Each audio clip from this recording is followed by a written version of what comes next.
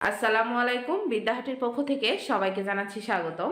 এখন আমরা অষ্টম শ্রেণীর গণিত পাঠ্য বইয়ের 11 অনুশীলনীর নমুনা প্রশ্নের যে বহু নির্বাচনী প্রশ্নগুলো এবং সংক্ষিপ্ত প্রশ্ন উত্তরগুলো আছে সেগুলো সমাধান করব। তো প্রথমে দেখো, বহু নির্বাচনী প্রশ্নগুলো আমি বোর্ডে তুলে নিয়েছি। আমাদের 1 নম্বরে বলেছে 8, 12, 16, 17, 20 সংখ্যাগুলোর গড় কত। তো আমাদেরকে যদি গড় নির্ণয় করতে হয় তাহলে কি করতে হবে? প্রথমে সংখ্যাগুলোকে যোগ করে নিতে হবে। প্রত্যেকটা সংখ্যাকে আমরা যোগ করে নিব এবং যোগ করার পরে যতগুলো সংখ্যা আছে সেগুলো দিয়ে আমরা জাস্ট ভাগ করে দিব। তো দেখো, আমি যদি সংখ্যাগুলো এখানে এভাবে যোগ করে দিই যে 8, 12, 16, 17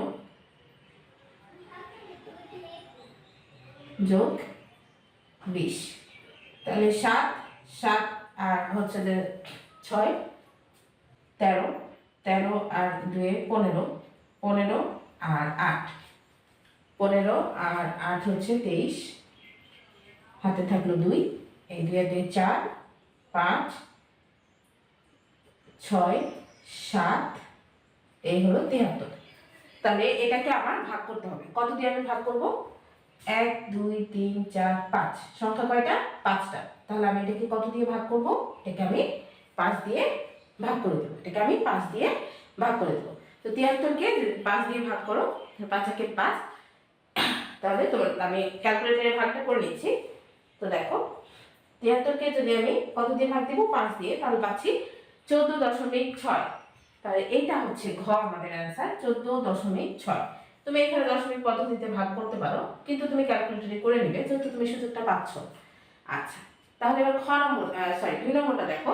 2 নম্বরে বলছে 10, 12, 14, 18, 19, 25 সংখ্যাগুলোর মধ্যক কত। দেখো, মধ্যক নির্ণয়ের জন্য যদি আমাদের জোড় সংখ্যা থাকে তাহলে মধ্যক নির্ণয়ের জন্য আমরা হচ্ছে যে সূত্র ব্যবহার করতে পারি যে n/2 তম পদ ও হচ্ছে যে n/2 + 1 তম পদের সমষ্টি বাই 2। এই সূত্রটা কিন্তু আমরা খুব সহজে ব্যবহার করতে পারি। কিন্তু যখন আমরা মধ্যক নির্ণয় করতে যাব তখন আমাদের যখন নৈর্ব্যক্তিক গুলো করবো, দেখো নৈর্ব্যক্তিক করার সময় কিন্তু আমরা সময় অনেকটাই কম পাবো। তো আমরা কি করবো? আমরা হচ্ছে টেকনিক অ্যাপ্লাই করে মধ্যকটা নির্ণয় করে দেবো। তোমরা তো জানো, যদি বিজোড় সংখ্যক সংখ্যা উপরে দেয়া থাকে তাহলে আমরা দুই পাশ থেকে বাদ দিয়ে দিব এবং যেটা শুধু মাঝখানে থাকে সেটাকে আমরা মধ্যক হিসেবে নির্ণয় করে নৈর্ব্যক্তিকে দাগ দিয়ে দিব। কিন্তু যদি জোড় সংখ্যক থাকে তাহলে কি করবো? দেখো, এখানে কিন্তু জোড় 1 2 3 4 5 6, 6টা আছে, জোড়া সংখ্যক আছে। তো তুমি কি করবে? মধ্যক নির্ণয় করো তুমি যে নিয়মে করো না কেন, তোমাকে কিন্তু মানের ঊর্ধ্বক্রম অনুসারে সাজাতে হবে। ঊর্ধ্বক্রম মানে কি? ছোট থেকে বড় অনুযায়ী যে সংখ্যাগুলো তোমার দেয়া আছে সেই সংখ্যাগুলো সাজাতে হবে। এখানে আমাদের ফরচুনেটলি এখানে আমাদের দেখো সবগুলো সংখ্যা কিন্তু সাজানোই আছে, ছোট থেকে বড় কিন্তু সাজানোই আছে। এর জন্য এখানে আমাদেরকে সাজাতে হচ্ছে না। কিন্তু যদি সাজানো না থাকে, এলোমেলো করে দেয়া থাকে, অর্থাৎ 25 হয় দেখা যাচ্ছে আগে আছে, 14 পরে আছে, এভাবে যদি থাকে তাহলে কিন্তু আমাদেরকে সাজিয়ে নিতে হবে। মধ্যক নির্ণয় করার পূর্বশর্ত হচ্ছে তোমাকে ছোট থেকে বড় অর্থাৎ মানের ঊর্ধ্বক্রম অনুসারে আগে সাজিয়ে নিতে হবে। সাজিয়ে নেওয়ার পর দুই পাশ থেকে তুমি সমান সংখ্যক সংখ্যা বাদ দিয়ে দিবে। যেমন দেখো, এখানে আমার 6টা সংখ্যা আছে, তো আমি এই পাশ থেকে 2, এই পাশ থেকে 2, দুটা করে সংখ্যা বাদ দিয়ে দিলাম। তাহলে মাঝখানে থাকবে যে কোনো মাঝখানে 2টা নিয়ে আমরা কাজ করব, মাঝখানে 2টা নিয়ে কাজ করব। মাঝখানে 2টা কত আছে? এখানে 14 আর 18। এই মাঝখানে 2টাকে আমি যোগ করে দেব, মাঝখানে 2টাকে কি করব? যোগ করে দেব, যোগ করে 2 দিয়ে ভাগ করে দেব। তাহলে দেখো, এই যে 14 যোগ হচ্ছে 18, তাহলে 14 আর 18 যোগ করলে হচ্ছে কত? 32। এখন দেখো, একে আমি কি করব? একে আমি 2 দিয়ে ভাগ করে দেব, 2 দিয়ে ভাগ করে দেব, 2 দিয়ে ভাগ করলে কত পাবো? 16। তো দেখো 16 উত্তর কোথায় আছে? গ। আবারও বলছি, যখন জোড় সংখ্যা তুমি মধ্যক নির্ণয় করবে, জোড় সংখ্যক সংখ্যা এখানে দেয়া থাকবে এবং তুমি মধ্যক নির্ণয় করবে, তখন কি করবে? আগে ছোট থেকে বড় অনুসারে সাজানো আছে কিনা দেখবে। যদি সাজানো না থাকে তাহলে চটচট করে সাজিয়ে নেবে। সাজিয়ে নেওয়ার পরে কি করবে? দুই পাশ থেকে সমান সংখ্যক বাদ দিয়ে মাঝখানে 2টা রাখবে, মাঝখানে 2টা রাখবে, 2টা রেখে ওই দুটাকে যোগ করে 2 দিয়ে ভাগ করে দিবে, তাহলে তোমার মধ্যকটা খুব সহজেই বের হয়ে আসবে। তো দেখো, 2 নম্বরটা আমরা এইভাবেই সমাধান করেছি। এবং 3 নম্বর দেখো, 3 নম্বরে কি বলছে? 6, 12, 7, 12, 11, 12, 11, 7, 11 এর প্রচুরক কোনটি? দেখতে পাচ্ছ অপশনগুলোতে কিন্তু 2টা করে দেয়া আছে, 2টা করে দেয়া আছে। তাহলে আমাদের কি প্রচুরক? তাহলে যেগুলো আমার 2টা প্রচুরক হচ্ছে কিন্তু, তাহলে একটু দেখো, এখানে দেখো 11 আছে 1, 2 3 বার 11 আছে। 12 কয়বার আছে দেখো, 1 2 3 বার 12 আছে। আর 7 আছে কয়বার, 7 আছে একবার 2 বার, তাহলে তো 7 নিতে পারছি না তাই না। তাহলে 12 হচ্ছে আমার কয়বার আছে, 3 বার আছে। আর 11 1 2 3, 11 আছে 3 বার, আর 12 আছে 3 বার। তাহলে প্রচুরক কি হবে, প্রচুরক হচ্ছে 11 এবং 12, যেহেতু এগুলো সর্বাধিক বার আছে, যেটা সবচেয়ে বেশি বার থাকবে সেটাই হচ্ছে আমার কি প্রচুরক, যেটা সবচেয়ে বেশি বার থাকবে সেটাই হচ্ছে আমার প্রচুরক। 11 আছে 3 বার, 12 আছে 3 বার, দুইটা আবার সমান সংখ্যক আছে, এই জন্য 11 প্রচুরক হবে, 12 প্রচুরক হবে। এবার দেখো নিচে বসে, নিচে তোমাদের শ্রেণীর 40 জন শিক্ষার্থীর গড় নম্বরের গণসংখ্যা নিবেশন সারণী দেওয়া হলো। উপরে দিয়েছে শ্রেণীব্যাপ্তি, নিচে দিয়েছে গণসংখ্যা। এখন বলছে এই সারণীর আলোকে 4 এবং 5 নং প্রশ্নের উত্তর দাও। তো 4 নম্বরে বলছে উপাত্তগুলোর শ্রেণীব্যাপ্তি কোনটি। আচ্ছা, শ্রেণীব্যাপ্তি কোনটি আমরা তো জানি, শ্রেণীব্যাপ্তি বলতে কি বোঝায়। শ্রেণীব্যাপ্তি হচ্ছে এই যে 41 থেকে 55 লিখেছে, এটার মধ্যে যে ডিসটেন্স, কত করে ডিসটেন্স হয়েছে, পার্থক্য, সেটাই হচ্ছে আমার কি শ্রেণীব্যাপ্তি। যদি তুমি এভাবে হাত দিয়ে গুনে গুনে করতে চাও তাহলে এই 41 থেকে 55 সহ তোমার ধরতে হবে। 41 থেকে 55 সহ এভাবে গুনে গুনে করবা। 41 42 43 44 45 46 47 48 49 50 51 52 53 54 55, তাহলে কত পেলাম, 55 সহ আমি পেলাম 15। যদি চাও এভাবে করবা। আর যদি দেখো যে শ্রেণীব্যাপ্তি এখানে অনেক বেশি দেওয়া আছে, তখন কি তুমি অতগুলো গুনে গুনে করার সময় আছে, তখন তুমি কি করবা, তুমি এই শেষের যে শ্রেণীব্যাপ্তিটা দেওয়া আছে, মানে এটা থেকে এটা, বড়টা থেকে ছোটটা বাদ দিয়ে তার সাথে 1 যোগ করে দিবা, এটা থেকে এটা বাদ দিয়ে তার সাথে 1 যোগ করে দিব। তো 55 থেকে যদি তুমি 41 বাদ দাও তাহলে হবে 14, 14 সাথে 1 যোগ করলে কত হবে, 15। তো যদি কেউ চাও হাতে ভাবে গুনে গুনে গুনে গুনে বের করবে তবুও হবে। আর যদি চাও যে এটা থেকে এটা হচ্ছে যে তুমি বাদ দিয়ে দিবে, তাহলে বাদ দিয়ে 1 যোগ করে দিবে, তবুও শ্রেণীব্যাপ্তি তোমার নির্ণয় হয়ে যাবে। এবার বলছে দ্বিতীয় শ্রেণীর মধ্যমান কত। তাহলে দ্বিতীয় শ্রেণী কোনটা, দ্বিতীয় শ্রেণী হচ্ছে এটা। তাহলে এটা হচ্ছে প্রথম শ্রেণী, এটা হচ্ছে দ্বিতীয় শ্রেণী। তাহলে এটা এই দ্বিতীয় শ্রেণী, এটা মধ্যমান নির্ণয় করতে বলছে। মধ্যমান কিভাবে নির্ণয় করব, এই যে শ্রেণীর উচ্চ সীমা এবং শ্রেণীর নিম্ন সীমা, এই উচ্চ সীমা এবং নিম্ন সীমাকে আমি যোগ করে দিব, যোগ করে 2 দিয়ে ভাগ করে দিব। তাহলে এই 70 আর 56, তাহলে এই হচ্ছে 70 আর এই হচ্ছে 56, তাহলে যোগ করলে হচ্ছে 126। এখন এই 126 কে তুমি 2 দিয়ে ভাগ করো, তাহলে 126 কে তুমি কি কত করবে, 2 দিয়ে ভাগ করবে। তো 6 দুগুণা 12, 3 দুগুণা 6, তাহলে হচ্ছে 63 হচ্ছে। তাহলে এটা এই দেখো খ 63। আমি কি করলাম, শ্রেণীর ঊর্ধ্ব সীমা আর শ্রেণীর নিম্ন সীমাকে যোগ করেছি, ঊর্ধ্ব সীমা নিম্ন সীমাকে যোগ করেছি, যোগ করে 2 দিয়ে ভাগ করলে কি বের হয়ে যাবে, মধ্যমান বের হয়ে যাবে। বলেছিল দ্বিতীয় শ্রেণী, আমি প্রথমে দ্বিতীয় শ্রেণীতে আসছি, বলছে মধ্যমান ঊর্ধ্ব সীমা নিম্ন সীমা যোগ করলাম, যোগ করে কি করছি, 2 দিয়ে ভাগ করেছি, যোগ করে 2 দিয়ে কি করে দিয়েছি, ভাগ করে দিয়েছি, যোগ করে 2 দিয়ে ভাগ করে দিয়েছি। এবার দেখো, ও আমাদের তো 5টাই ছিল, তো চলো এখন আমরা সংক্ষিপ্ত যে প্রশ্ন উত্তরগুলো দেয়া আছে সেই সংক্ষিপ্ত প্রশ্ন উত্তরগুলো সমাধান করি। 7 ক নম্বরে বলছে দেখো 120 জন ছাত্রের মধ্যে 20 জন ছাত্রের জন্য পাই চিত্রে নির্ধারিত কোণ নির্ণয় করো। এখন পাই চিত্র জিনিসটা কি এটা তোমাকে একটু বুঝতে হবে। সহজ করে বলি, দেখো আমরা যে পরিসংখ্যানে যে অনেক সময় আমরা যে তথ্যগুলো পাই, বিভিন্ন তথ্যগুলো আমরা একটা বৃত্তের মাধ্যমে উপস্থাপন করি। অর্থাৎ এই পাই চিত্রটা কিন্তু এক প্রকার ওয়ান কাইন্ড অফ কিন্তু এটা লেখচিত্রই হবে, হ্যাঁ একটা কিন্তু লেখচিত্র এটা। তো এই যে আমরা বৃত্তের মধ্যে যে বিভিন্ন পরিসংখ্যানগুলো আমরা সাজাই, বিভিন্ন শ্রেণীতে ভাগ করে বৃত্তের মধ্যে সাজাই, এই যে বৃত্তের মধ্যে সাজানো পরিসংখ্যানটাকে কিন্তু আমরা বলি পাই চিত্র। অর্থাৎ এরকম একটা বৃত্ত আমরা যদি কল্পনা করি এবং বৃত্তের মধ্যে, আমার বৃত্তটা যদিও সুন্দর হলো না, খালি হাতে এঁকেছি। তো দেখো এই বৃত্তের মধ্যে আমি যদি বিভিন্ন রকমের তথ্য, এইভাবে যদি আমি বিভিন্ন রকমের তথ্য এক একটা অংশে এক একটা তথ্য সাজাই, তাহলে এটি হচ্ছে আমার পাই চিত্র। এই বৃত্তটাতে যে তথ্যগুলো দিয়েছি, এই তথ্যটা নিয়ে যে বৃত্তের চিত্রটা, সেটাই হচ্ছে পাই চিত্র। এখন আমরা তো জানি যে বৃত্তের তুমি চিন্তা করো যে বৃত্তের কেন্দ্র বরাবর এখানে যদি একটা কোণ তুমি কল্পনা করো, তাহলে পুরো কোণটা হবে কত, 360 ডিগ্রি। কত হবে, 360 ডিগ্রি। তাহলে একটা বৃত্তের মধ্যে যে কোণটা তৈরি হচ্ছে সেটা হচ্ছে কত, 360 ডিগ্রি। মানে এই মাঝখানে কেন্দ্র বরাবর এই পুরোটা হচ্ছে কত ডিগ্রি, 360 ডিগ্রি। তো আমাকে কি বলছে যে 120 জন ছাত্রের মধ্যে 20 জন ছাত্রের পায়চিত্র নির্ধারণ করো। তাহলে এই যে 120 জন ছাত্র আমাকে বলেছে, এই 120 জন ছাত্র তো এই পুরো বৃত্তটার মধ্যে সাজাতে হবে, তাই না? তাহলে পুরো বৃত্তটার জন্য 120 জন ছাত্রকে আমার সাজাতে হবে পুরো বৃত্তটাতে। তো পুরো বৃত্তটার কোণ কত হচ্ছে? পুরো বৃত্তটার মাঝখানে কেন্দ্রের কোণ কত? 360 ডিগ্রি। তাহলে 120 জনের জন্য আমার কোণ কত হবে? 120 জনের জন্য, 120 জন ছাত্রের জন্য নির্ধারিত কোণ কত? 360 ডিগ্রি। তাহলে সেই কথাটাই আমরা লিখে নিব যে 120 জন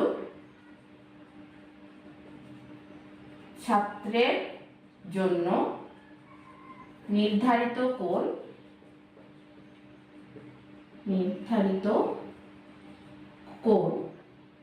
360 ডিগ্রি। অতএব আমি দেখি একজন ছাত্রের জন্য আমার নির্ধারিত কোণ কতখানি হয়? তাহলে 360 ডিগ্রি আমার উপরে যাবে আর 120 নিচে আসবে। এবার আমাকে কত জনেরটা নির্ণয় করতে বলেছে? আমাকে বলেছে 20 জন ছাত্রের জন্য কতটুকু কোণ হবে। তাহলে এই হচ্ছে 360 ডিগ্রি গুণ 20 বাই 120। এখন আমি কাটাকাটি করি। দেখো এই শূন্যর সাথে শূন্য কেটে দাও, তাহলে 2 1 কে 2, 6 2 12 হবে। তো 6 1 কে 6, 6 6 36 হয়, আর এই যে শূন্যটা, তাহলে পেলাম কত? 60 ডিগ্রি। তাহলে 20 জন ছাত্রের জন্য কোণ কত পেয়েছি? তাহলে লিখব অতএব 20 জন ছাত্রের জন্য নির্ধারিত কোণ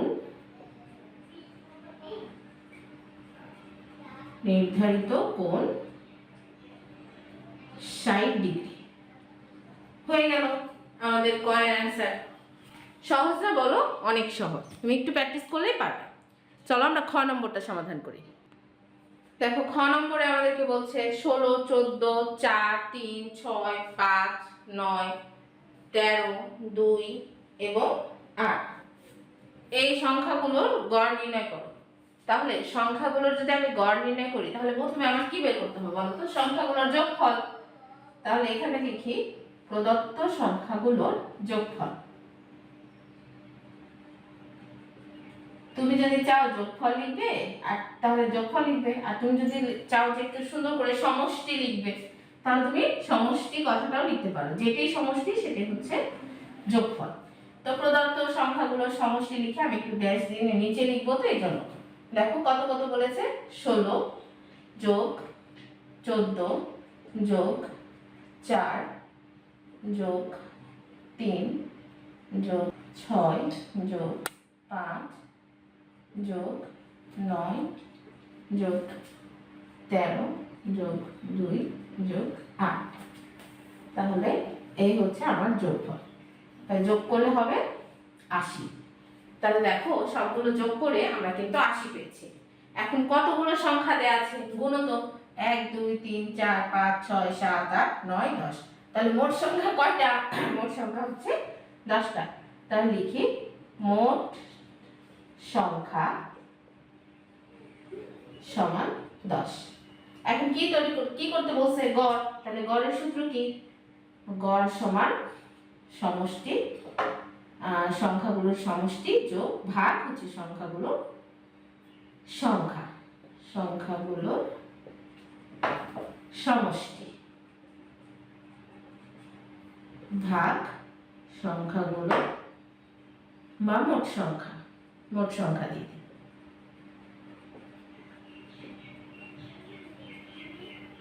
সংখ্যা সমষ্টি হচ্ছে 80 আর মোট সংখ্যা হচ্ছে 10।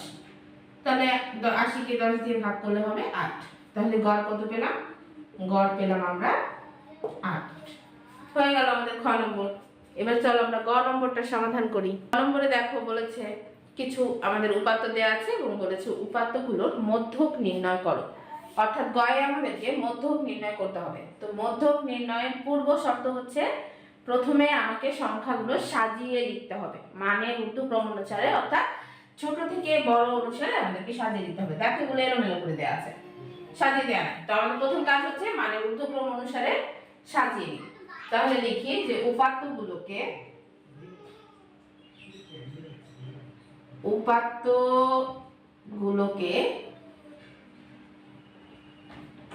মানের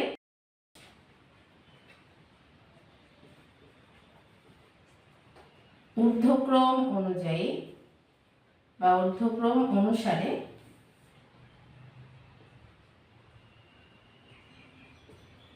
সাজিয়ে পাই।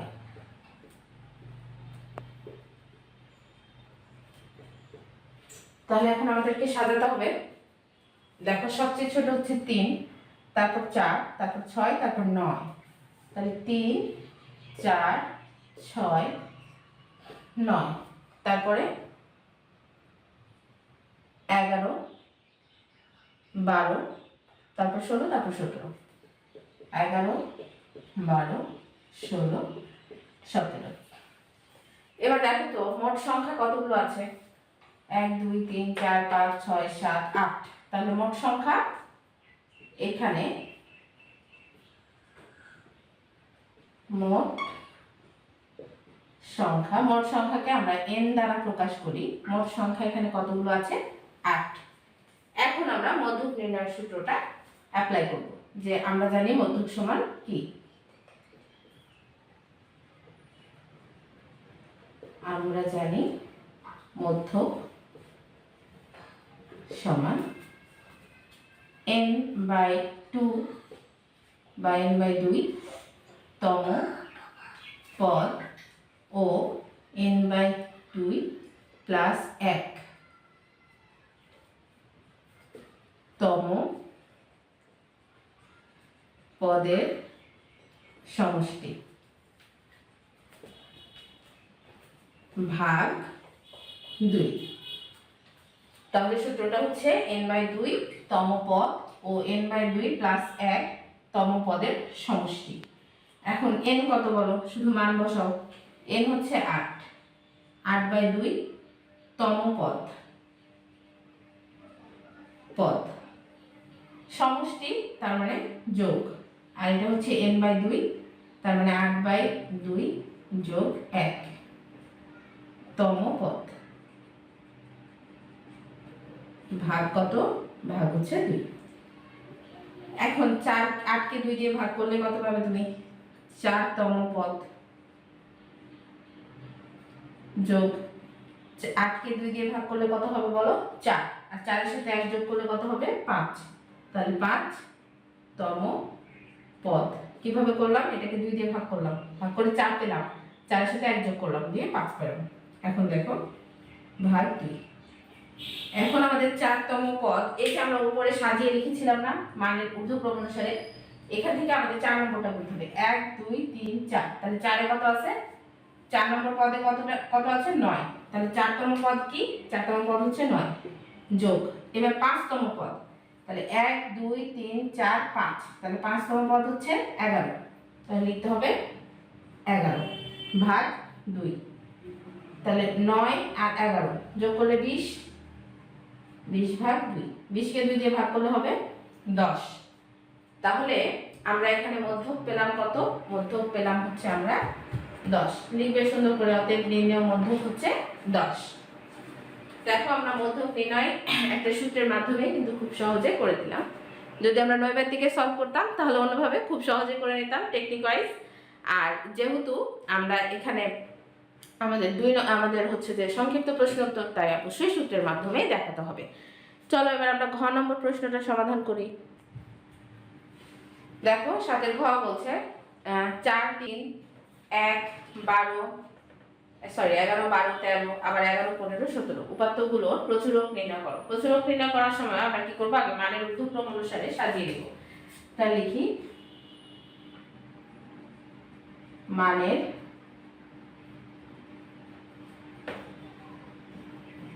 ঊর্ধ্বক্রম অনুসারে সাজিয়ে পাই। এখন দেখো মানের ঊর্ধ্বক্রম অনুসারে অর্থাৎ ছোট থেকে বড় আমরা সাজিয়ে দিব। প্রথমে 3 আছে, দেখো 2 বার আছে, তাহলে আমরা লিখব 3, 3। 3 এবার হচ্ছে 4 আছে, তাহলে লিখব 4। 4 পরে বড় আর কে আছে? দেখো 4 পরে বড় হচ্ছে 11, 11 আছে 2 বার, তাহলে 11, এই 2 বার 11 লিখে শেষ। তারপরে কি আছে 12, 12 আছে একবার 12, তারপরে আছে 13, তারপর 15, তারপর 17, 13, 15, 17। এখন যখন আমরা প্রচুরক নির্ণয় করব তখন আমাদের দেখতে হবে এটা সর্বাধিক কতবার আছে। তাহলে দেখো এখানে 3 আছে, দেখো 2 বার, আর 11 আছে 2 বার, আর বাকি সবগুলো কিন্তু একবার করে আছে। তাহলে এখানে 3 ও 11 সর্বাধিক 2 বার আছে। সুতরাং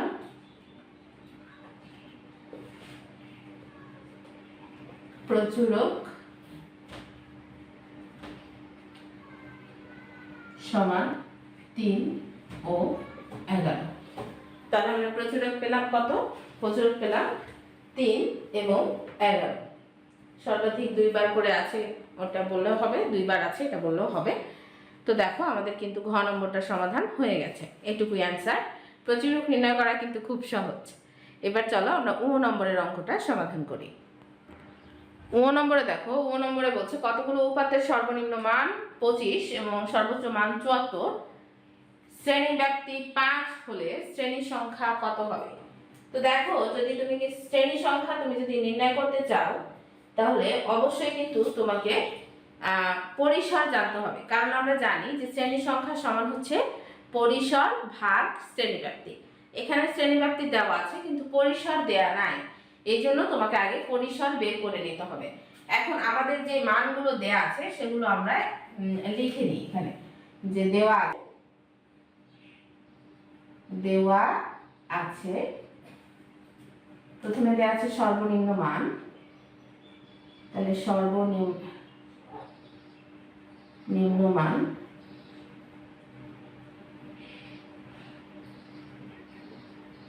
কত দেওয়া আছে 25, আর সর্বোচ্চ মান কত দেওয়া আছে? সর্বোচ্চ মান দেওয়া আছে 74,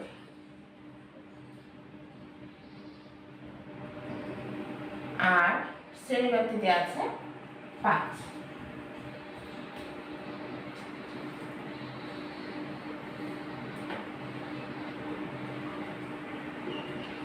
তাহলে আমাদের প্রথম কাজ কি? আমাদের প্রথম কাজ হচ্ছে শ্রেণী সংখ্যা বের করতে গেলে আগে পরিসর বের করে নিতে হবে।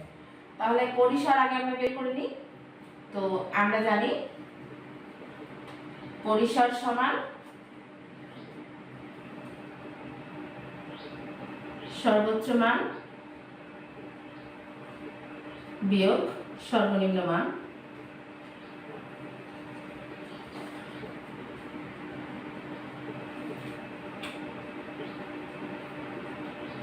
যোগ 1।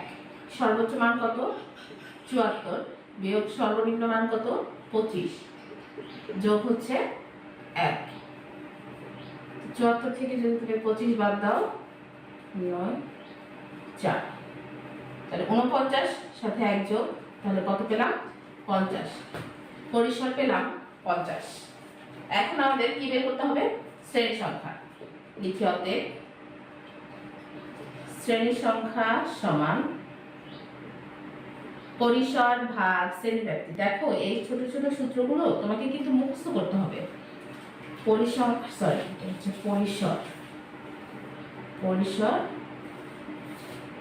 শ্রেণী ব্যক্তি, এই ছোট ছোট সূত্রগুলো তোমার মনে রাখতে হবে। অঙ্ক করতে করতে এগুলো তোমার মনে থাকবে, কিন্তু তারপরেও তোমাকে কষ্ট করে 2-1 বার আগে পড়ে নিতে হবে।